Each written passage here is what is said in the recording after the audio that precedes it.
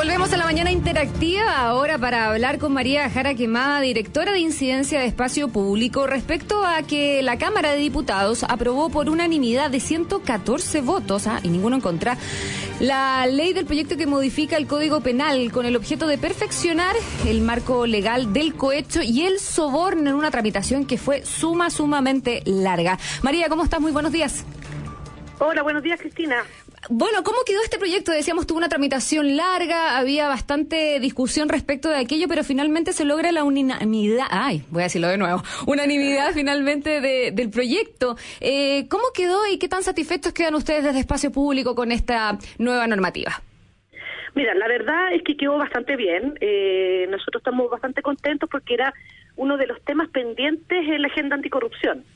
Habíamos tenido ya avances con el tema del financiamiento de la política, declaraciones de interés y patrimonio, varios más, 12 leyes ya que se había la ley número 13, que se incorpora a la agenda de probidad, desde las propuestas de la Comisión Engel.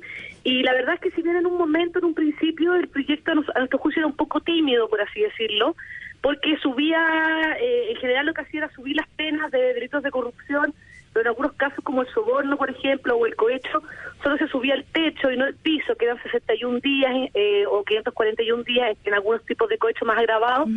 Y la gente que comete este tipo de conducta generalmente la pillan por primera vez, entonces tiene irreprochable conducta anterior y se aplican siempre los pisos y no los techos, entonces las penas eran muy bajas.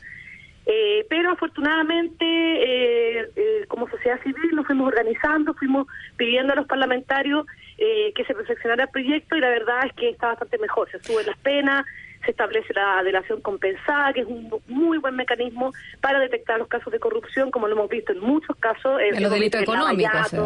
Claro, y el lavallato, los cuadernos de la corrupción de Argentina, toda esa información se está obteniendo a través de las delaciones compensadas que hacen los involucrados, y no es muy difícil.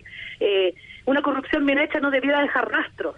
Entonces, generalmente no hay correos, no hay conversaciones telefónicas, es difícil de comprobar este tipo de delito. Así que la verdad es que en general nosotros creemos que es un muy buen proyecto. Ahora, se había hablado mucho también sobre las pruebas en el fondo para poder confirmar el cohecho y el soborno, donde se establecía finalmente estos delitos. El hecho de enviar minutas, correos electrónicos, eso queda como medio de prueba porque decían, hasta hace un tiempo por lo menos, los fiscales no para ellos no era un elemento demasiado determinante ante un juez para poder comprobar que se haya cometido el delito.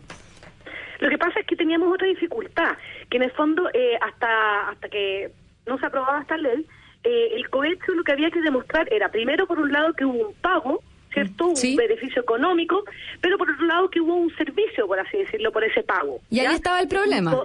Y ahí estaba el problema, porque en el fondo pueden haber correos, pueden haber minutas, pero como la dificultad de demostrar, por ejemplo, en el caso de un parlamentario, es que esa persona votó así por el pago y no por que pensaba que era la mejor manera en el fondo de votar esa ley. Entonces ahí estaba la dificultad y de hecho si tú ves tenemos el caso por ejemplo de Francisco Mujica, el ex gerente general de Colpesca, que hace poco reconoció haber sobornado a 2 parlamentarios, pero en el caso de estos 2 parlamentarios eso aún no ha llegado a juicio, todavía no se demuestra, pero va a ser difícil de demostrar, o sea, es la palabra de ellos también en contra.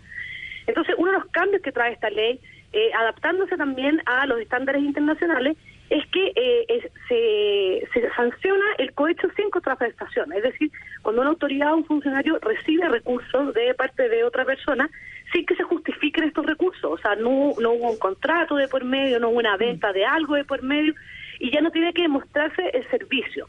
La contraprestación en entonces, exacto. Si hubiera existido a lo mejor con los casos Penta, SQM, la historia podría haber sido muy distinta, ¿no? La historia podría ser muy distinta y de hecho, bueno, también el enriquecimiento ilícito, como es lo que se condenó a Wagner, porque no se podía demostrar la contraprestación y fue el acuerdo al que se llegó, también queda sancionada no solo con multas, sino que también con presidio, con sanciones más bajas, eso sí.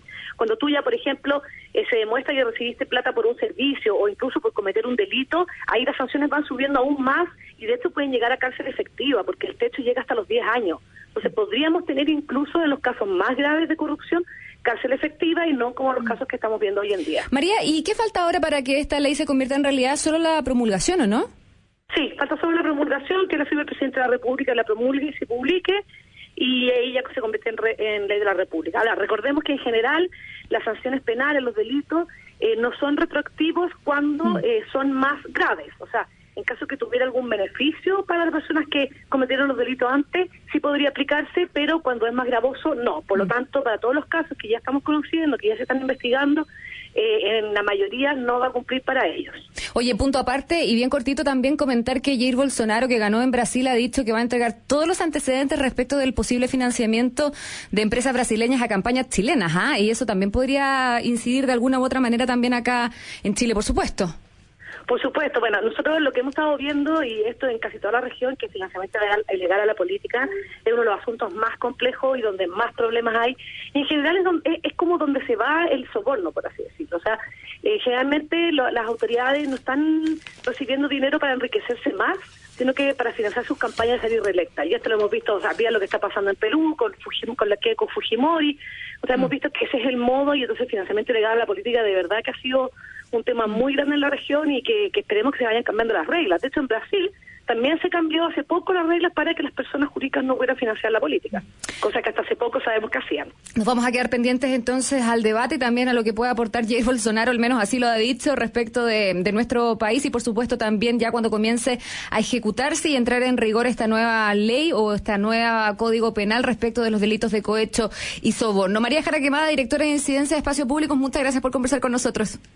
Gracias a ustedes. Que estés muy bien. Buenos días.